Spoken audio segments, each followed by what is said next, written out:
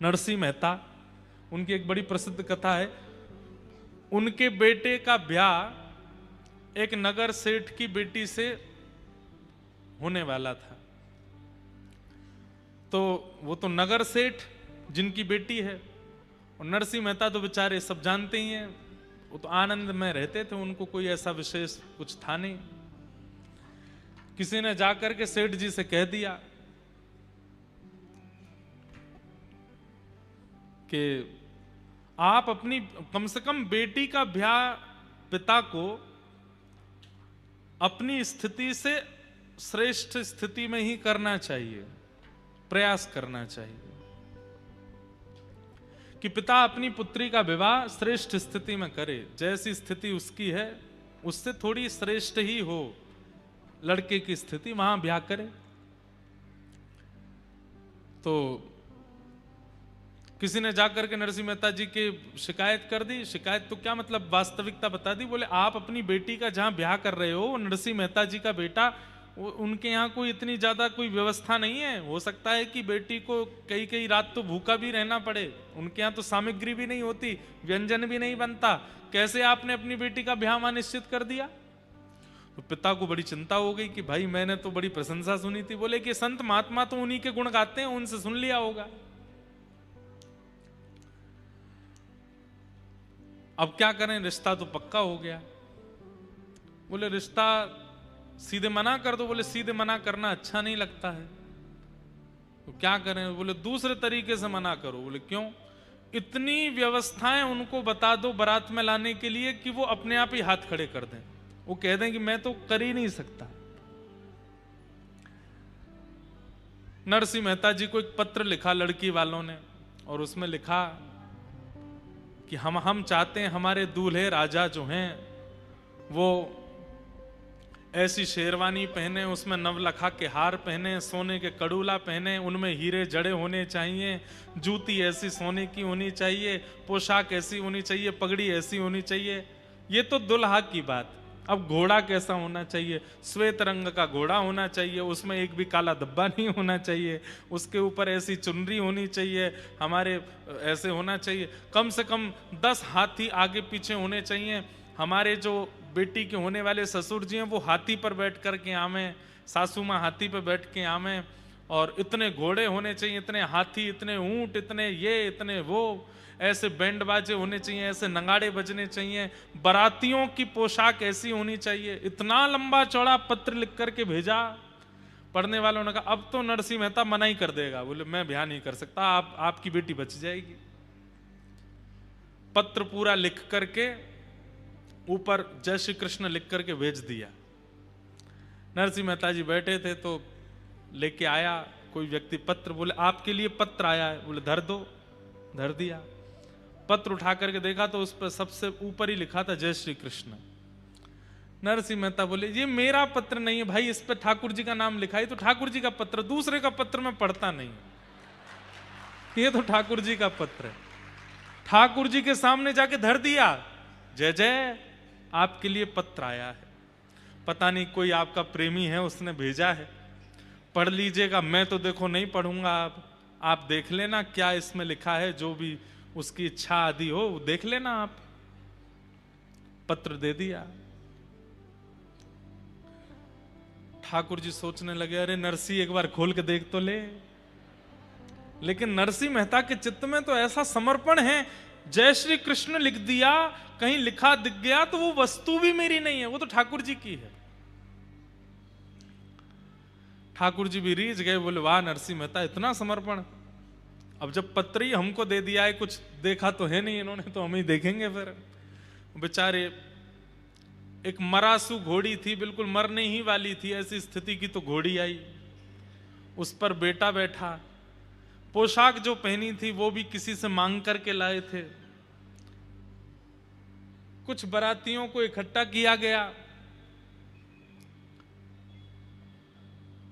उनमें भी आधे से ज्यादा तो अंधे थे, एक दूसरे का कंधा पकड़ के ही चल रहे थे, आगे वाला जहां जाता वहीं मुड़, ऐसी तो बारात। ठाकुर जी बोले अरे भैया दाऊ दादा देखो, जहाँ नरसिंह मेहता की जहां ब्याह है रो है, वहां से पत्र ऐसो आयो और जी ऐसी बारात लेके जा रहा है। और वहां लड़की वाले क्या सोच रहे हैं कि इतने दिन हो गए, नरसिंह मेहता ने मना भेजा नहीं है, इसका मतलब व्यवस्था कर ही ली होगी। इतने में क्या देखते हैं कि एक गली में से महाराज खूब सारे हाथी आ गए और लोग लेकर के आए। नरसिंह मेहता बोले भैया कहां से आए? बोले कि वो आप उन सेठ जी के यहाँ एक बार कीर्तन करके आए थे ना, उनको पता चला आपके बेटे की ब्याह है तो उन्होंने हाथी भिजवाए हैं कि आपकी बेटा की शोभा हाथियों से होनी चाहिए। फिर कहीं से कुछ ऊंट आ गए, कहीं से कुछ लोग जुड़ते चले गए। एक व्यक्ति आया, उसने दुल्हा को नीचे उतारा, बोले कि एक सेठ जी ने बढ़िया वाली पोशाक भेजी है, पहना दी। करते करते देखते नरसिंह मेहता बोले अपने आप ही सब होता जा रहा, हम तो किसी को जानते नहीं, कौन से सेठ के यहाँ से हाथी आए, कहाँ से ऊंट आ गए, कहाँ से पोशाक आ रही है, सब व्यवस्था अपने आप होती जा रही है।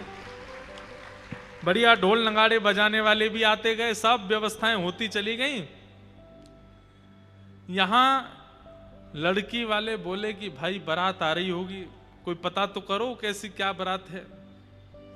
कोई देखने के लिए गया, लौट करके आया, वो कहे सेठ जी ऐसी बारात देखी सुनी तो बहुत दूर की बात, किसी ने चिंतन भी नहीं की होगी ऐसी बारात आ रही है।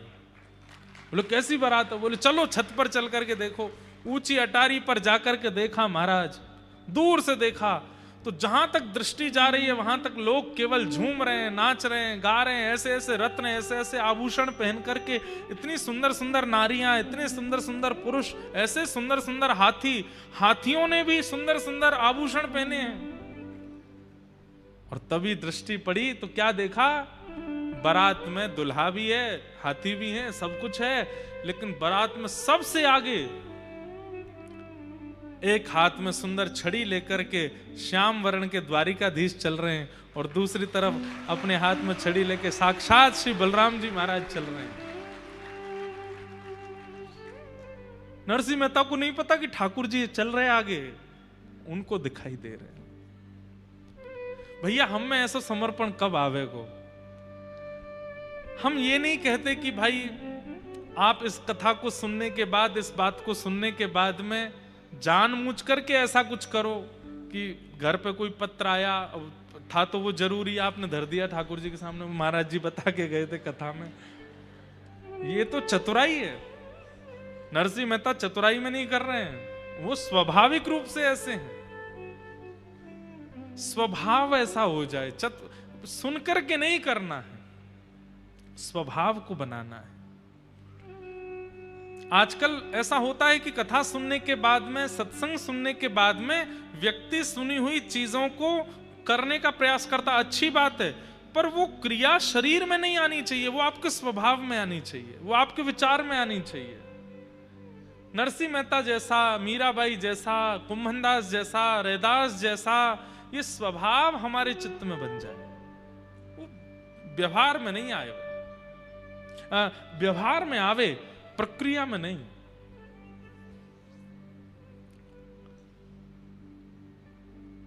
तापत्रय विनाशाय, जीवन में तो हर प्रकार की परिस्थिति ठाकुर जी देते हैं, लेकिन उस परिस्थिति में आपका रिएक्शन एक्शन क्या होता है उसको ठाकुर जी देखते हैं। इसलिए उस समय सावधान रहो। और विशेष रूप से जब विपरीत परिस्थिति आती है, जो आप नहीं चाहते वो जीवन में जब आता है, उस समय तो जितना हो सके धैर्य रखिए। बंधुओं ये कथा, ये सत्संग, ये मैं फिर कह रहा हूं, ये उसी स्थिति की प्रैक्टिस कराई जा रही है कि वो स्थिति जब आवे, क्योंकि आवेगी सबके जीवन में, बचेगा कोई नहीं, आवेगी। बस उस स्थिति में हम विचलित ना हो, परेशान ना हो, व्यथित ना हो। हम आपको कथा सुनाते हैं, सुनकर के ट्रेंड हो, हम खुद कथा कहते हैं, हम खुद जानते हैं कि मेरे जीवन में भी कभी ना कभी कुछ ना कुछ विषम परिस्थिति आ सकती है। उस विषम परिस्थिति में मुझे क्या करना है? जो मैं बोल रहा हूं वही करना है, प्रसाद मान करके स्वीकार करना है, ठाकुर जी का प्रसाद है। आप देखेंगे विशेष रूप से जिस व्यक्ति का बहुत उचित निर्माण ठाकुर जी को करना होता है ना, उसी व्यक्ति को बार बार गिराते हैं, बार बार उसके जीवन में कुछ विपरीतताएं लाते हैं। हाँ, वो व्यक्ति अगर हार मान जाए तो वहीं रह जाता है, लेकिन हार ना माने, बस लगा रहे, धीमे धीमे धीमे धीमे धीमे एक स्थिति पर पहुंच जाता है। आज जिनकी भी गाथाएं आप सुनते हो, चाहे वो धन में श्रेष्ठ हो, चाहे वो भक्ति में श्रेष्ठ हो, चाहे वो ज्ञान में श्रेष्ठ हो, उसके पूर्व जीवन को जब आप देखेंगे तो संघर्ष बहुत है। बिना संघर्ष के नहीं बना कोई। संघर्ष सबके जीवन में आता है, तन का, मन का, बुद्धि का, जीवन परिवारियों का, पर उस स्थिति में जो व्यथित ना हो, ठाकुर जी को वो प्रिय है। पूरी गीता में ठाकुर जी क्या समझा रहे हैं? अर्जुन को यही तो समझा रहे हैं, व्यथित मत होना अर्जुन, बस करते चलो। ऐसे श्री कृष्ण को हम बारंबार प्रणाम करते हैं, जिनके 3 रूप हैं, 3 गुण हैं और 3 प्रकार के दुखों से जो मुक्त करते हैं। श्री कृष्णाय वयम नमः। ऐसे श्री कृष्ण को हम प्रणाम करते हैं। भागवत जी के महात्म्य में हम जल्दी जल्दी थोड़ा सुना देते हैं, फिर कथा को विश्राम की ओर प्रथम दिन के सूक्ष्म भाव को करेंगे। 88,000 सौनकादि ऋषियों ने सूत जी महाराज से पूछा, भगवान इस कलिकाल में भगवत प्राप्ति का साधन क्या है? 10, 15, 20 मिनट थोड़ा और शांति से सुनिए।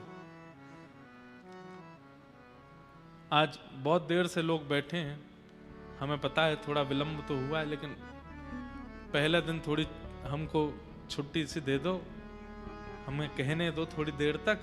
कल से हम समय से कथा का विश्राम। वैसे एक बात बोलें, कथा तो उसी दिन श्रेष्ठ मानो कि जिस दिन समय पार करके आगे तक चलती रहे। मैं भी बैठा रहूं, आप भी बैठे रहो, पता ही ना चले कि समय कब निकल गया। समझो कि उस दिन ठाकुर जी आए कथा में। तो सौनकादि ऋषियों ने सूत जी महाराज से पूछा कि भगवान भगवत प्राप्ति का कलिकाल में साधन क्या है? श्रेयसां यद् भवेत् श्रेय पावनानां च पावनम् कृष्ण प्राप्ति करम सस्वत् साधनम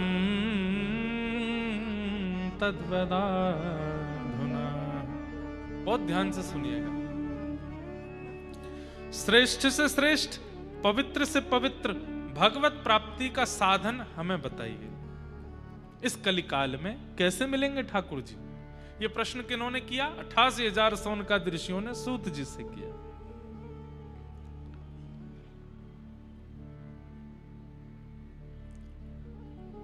बंधुओं,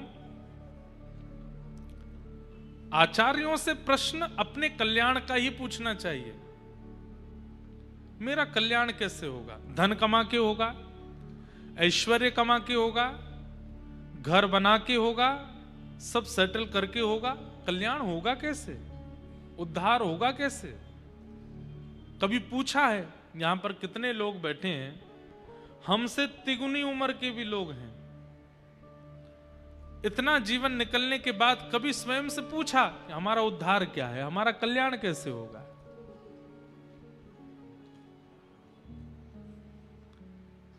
अपने कल्याण का साधन स्वयं से पूछिए। आद्य गुरु शंकराचार्य भगवान कहते हैं, को हम कस्त्वम कुत आयात को में जननी कामे तात। मैं कौन हूं, कहां से आया हूं, क्यों आया हूं?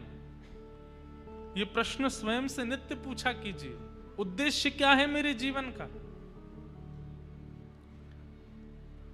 धन कमाना उद्देश्य है तो दुनिया में बहुत लोग धन कमाते हैं। सुत दारा और लक्ष्मी पापी के भी होए, पापी भी धन कमाते हैं। यश कमाना अगर जीवन का उद्देश्य होता है तो रावण का यश, प्रभु श्री राम के प्रादुर्भाव के समय रावण का यश ज्यादा था। यश कमाना भी उद्देश्य नहीं हो सकता। उद्देश्य क्या है? स्वयं से पूछिए।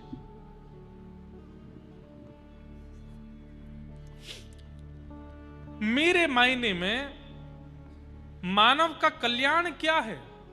मैं अपने मायने में अगर बताऊं, अपने मन से अगर बताऊं, अपनी बुद्धि से अगर बताऊं, तो हरि प्रिय बनना ये मानव का कल्याण है।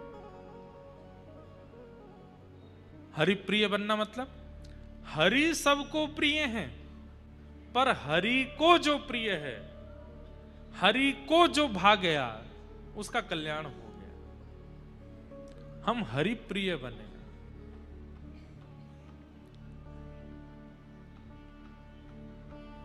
यही कल्याण का साधन है। सौनकादि ऋषियों ने सूत जी से कहा कि कृष्ण प्राप्ति कैसे होगी, कृपा कर हमें बताओ। तब सूत जी महाराज कहते हैं, कालव्याल मुखाग्रास त्रास निर्णास हेतवे श्रीमद्भागवतं शास्त्रम् कलौकीरेण भाषितम्। काल रूपी व्याल के मुख में, व्याल कहते हैं सर्प को, काल रूपी सर्प के मुख में हम आप सब लोग उसके ग्रास यानी कि भोजन बन करके बैठे हैं। जब काल चाहेगा तब हमको स्वीकार करके हमें नष्ट कर सकता है। वो नष्ट करे उससे पहले पहले भागवत जी का आश्रय ले लेना चाहिए, उसी से भगवत प्राप्ति होगी। काल का कोई भरोसा तो है नहीं, किसी के जीवन का कोई भरोसा तो है नहीं, ना मेरा भरोसा है ना आपका। आज पहले दिन की कथा आप सौभाग्य से सुन रहे हो, कल की सुन पाओगे नहीं पता हमको। मैं आज कथा कह रहा हूं, कल भी सुना पाऊंगा, इसका सब जानते हैं इस बात को, तो पूरा विश्व जानता है कि हमारे अगले क्षण का भी पता नहीं है। वही बात यहां कह रहे हैं कि काल रूपी सर्प अपना मुंह खोल करके बैठा है और उसका भोजन हम हैं। वो जब चाहे हम में से किसी को भी उठा सकता है। वो उठावे उससे पहले भागवत जी का आश्रय ले लो और भागवत जी में बताए गए मार्ग पर चल करके भगवत प्राप्ति कर लो। भागवत का मतलब क्या है? भगवतः प्रोक्तः उपाया आत्मलब्धये। ठाकुर जी स्वयं कहते हैं जिस मार्ग से मेरी प्राप्ति होती है वही भागवत है। जिन उपायों से मेरी प्राप्ति होगी जीवात्मा को वही भागवत है। बस उसका पालन करे, केवल सुने ना, केवल बैठे ना, केवल समय ना बर्बाद करे, केवल टाइम पास ना करे, सुने तत्श्रृण्वन प्रपठन विचारण परो भक्त्या विमुच्चे नरः। यही कलिकाल में भगवत प्राप्ति का साधन है। जब मिल जाए कथा सुनने को बस सुन लीजिए और सुन करके उसको जीवन में उतार लीजिए। बंधुओं एक बात और बताएं, मान लीजिए कि कोई आचार्य चरण या कोई कथा वक्ता कोई बात कहते हैं कि भाई ऐसा ऐसा जीवन होना चाहिए, आप बोलो मेरी लाइफ में तो ये संभव ही नहीं है, कभी नहीं आ पाएगा वो गुण आपके अंदर। लेकिन चाहे कितना कठिन नियम वो बता दें, कितनी कठिन परिस्थिति वो बता दें, आपने मन में विश्वास कर लिया कि ये मुझे जीवन में लाना है, तो व्यास मंच एक ऐसी स्थिति है। लाइव टीवी पर कथा सुनना, फोन पर कथा सुनना, लैपटॉप में सुनना वो एक अलग विषय होता है। पंडाल में बैठ करके सुनने का मतलब पता है? यहां पर वक्ता के द्वारा बताया गया नियम, अगर श्रोता ने मन बना लिया कि ये नियम मुझको लाना है, तो व्यासपीठ के सामने बैठ करके जैसे ही आप व्रत धारण करोगे, व्यासपीठ उस व्रत को निभाने की सामर्थ्य भी प्रदान करती है। आप कर पाएंगे। यहां बैठ करके नियम धारण हो सकता है, फोन पर, मोबाइल पर, घर पर बैठ करके आप कथा सुन सकते हो, पर यहां बैठ करके व्यासपीठ के सन्मुख बैठ करके, व्यासपीठ का तात्पर्य क्या है? इससे बढ़िया तो मैं घर में, हमारे नीचे हॉल है, वहीं पर व्यासपीठ लगा लिया करूं और जिनको कथा करानी उनसे कहूं घर पे लगा लो टीवी, यहीं से लाइव आ जाया करूंगा, रोज सुन लो। पर हम वक्ता को अपने नगर में बुलाते हैं, व्यवस्था करते हैं, भागवत जी की शोभा यात्रा लेकर के आते हैं, अनुष्ठान में ब्राह्मणों को बैठाते हैं, पूजन करके, व्यास का तिलक करके, माला पहना करके, तब व्यास मंच उनको सौंपते हैं। कुछ तो प्रभाव होता होगा इस पंडाल का, इस व्यासपीठ का। यही प्रभाव है कि यहां व्यासपीठ का दर्शन करते हुए जब आप कथा सुनते हैं, जो आप संकल्प लेंगे, जो आप नियम धारण करेंगे, जो आप प्रण लेंगे, जो आप व्रत ले लेंगे, और जगहों पर या और स्थिति में करना दुर्गम हो सकता है, यहां सामर्थ्य भी मिल जाएगी, कर लोगे आप। इसलिए व्यासपीठ के सन्मुख बैठ करके सुनना ये बहुत बड़े सौभाग्य की बात है।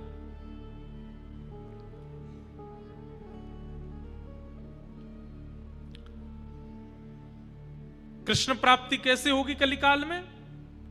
बोले बस काल आपको अपना आहार बनावे, उससे पहले पहले भागवत जी की सन्निधि ले लो। अब काल हमको कब अपना ग्रास बनाए ये हमें पता नहीं है, इसलिए हर क्षण बस भागवत जी को प्रदान करते रहो, उसी से ही भगवत प्राप्ति संभव हो सकती है। सौनकादि ऋषियों ने कहा कि भागवत की थोड़ी महिमा हमें बताइए, तब बताया कि नारद जी महाराज को सबसे पहले भागवत की कथा सनक सनंदन सनातन सनत कुमारों ने सुनाई। किसके लिए? भक्ति ज्ञान वैराग्य तीनों के लिए।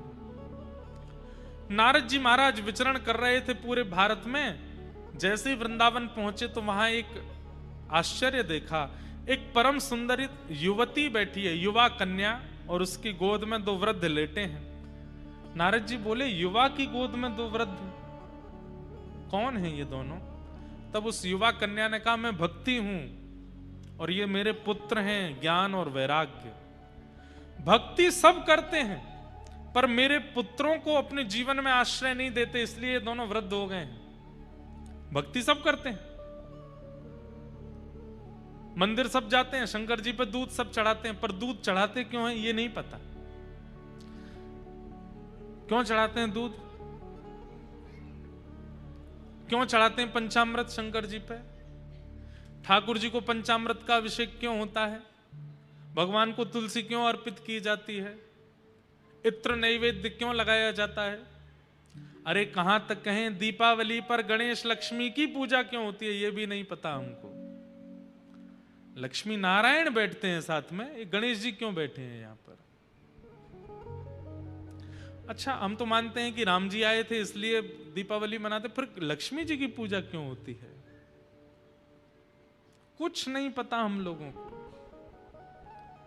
केवल भक्ति कर रहे हैं, भक्ति के पुत्र ज्ञान को पीछे छोड़ दिया है। वैराग्य को तो हम सोचते हैं कि शायद घर छोड़ना ही वैराग्य होता है, नहीं। वैराग्य का मतलब घर का त्याग नहीं होता। वैराग्य का मतलब विषय वस्तु के प्रति आसक्ति का त्याग। भाई आपके सामने भी बहुत व्यंजन प्रस्तुत किए गए हैं, खाने के, पीने के, देखने के, उपभोग करने के, पर उन वस्तुओं के सन्मुख होते हुए भी आप अपना मन उन पर ना ललचाने देना, इसको वैराग्य कहते हैं।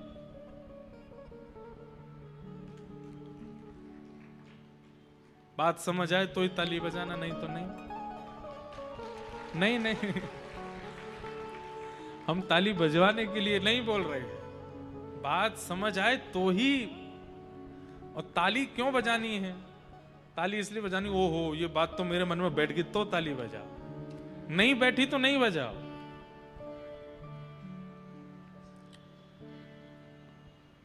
किसी व्यक्ति के सामने सब कुछ रख दिया गया, खाने की भी वस्तु है, देखने की भी वस्तु है, स्पर्श की भी वस्तु है, उपभोग की भी वस्तु है, वासना की भी वस्तु है, सब कुछ सामने है, लेकिन सब कुछ सामने होते हुए भी अपने मन पर वशीकृत करके हुए बैठा है, ये वैराग्य है।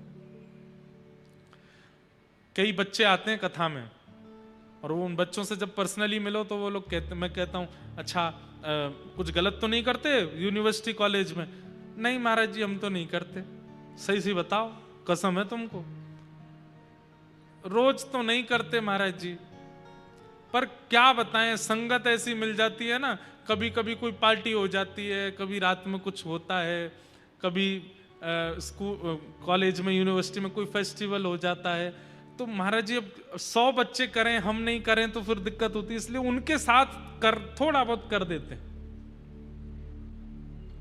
यहीं तो आप फिसल गए।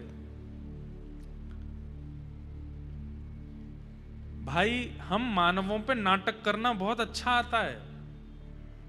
हम लोग नाटक करने में इतने निपुण हैं कि एक्टर्स को भी फेल कर सकते हैं हम, पर वो सारे नाटक हमारे वहीं होते हैं जहां हमारी इच्छा होगी।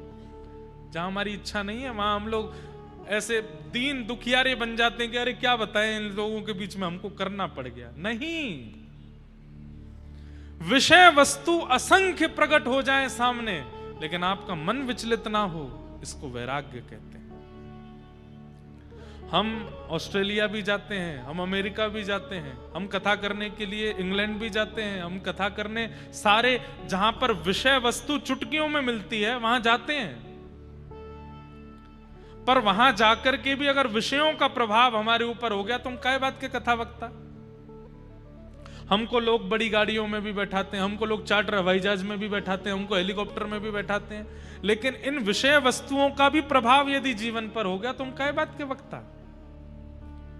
हर परिस्थिति में जाइए, पर उस परिस्थिति को अपने ऊपर आने मत दीजिए, हावी मत होने दीजिए, इसी को वैराग्य कहते हैं। और क्षमा कीजिएगा, भक्ति जीवन में है लेकिन वैराग्य नहीं है, भक्ति जीवन में है ज्ञान नहीं है, तो भक्ति प्रसन्न नहीं रह पाएगी, क्योंकि उसके पुत्र हैं दोनों, और बिना पुत्र के मां खुश कैसे रहे। श्रीमद् भागवत उचित ज्ञान और उचित वैराग्य पुष्ट करती है जीवन में।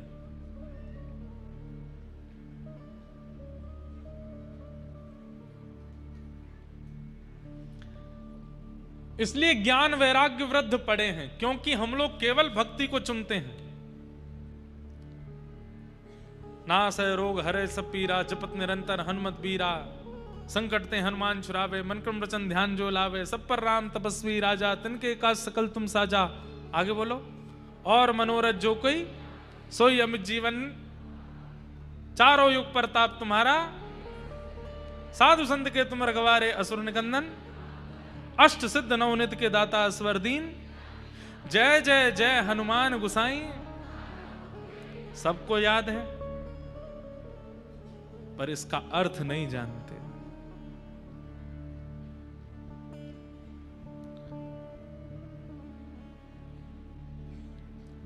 श्री गुरु चरण सरोज रज, निज मन मुकुर सुधार। इसका स्पष्ट अर्थ अगर कोई मंच पे आके बता दे, 20 रुपए दूंगा मैं उसको।